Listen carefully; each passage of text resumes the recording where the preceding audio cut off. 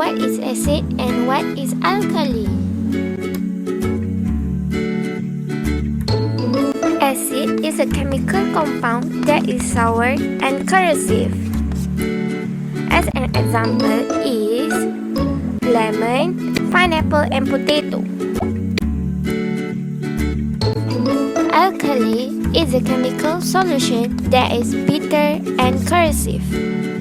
As an example is toothpaste, conditioner and bitter gourd.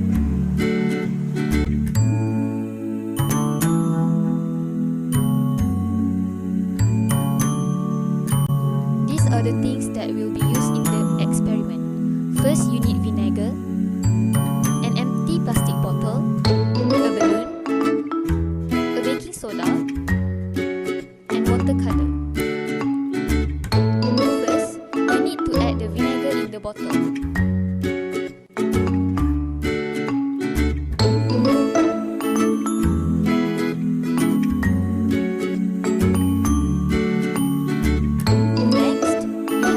Watercolor to the vinegar, and you can use any color you want.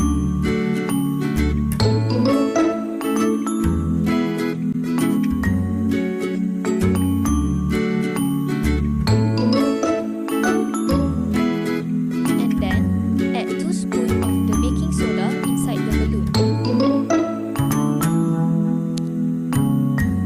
Now cover the bottle with the balloon that is filled with baking soda.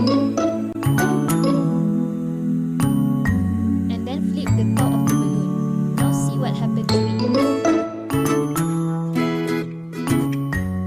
This is the final result of the experiment.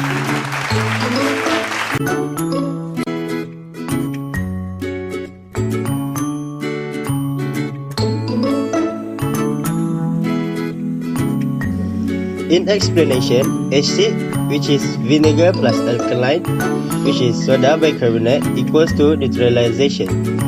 When vinegar and baking soda are first mixed together, hydrogen ions in the vinegar react with the sodium bicarbonate in the baking soda.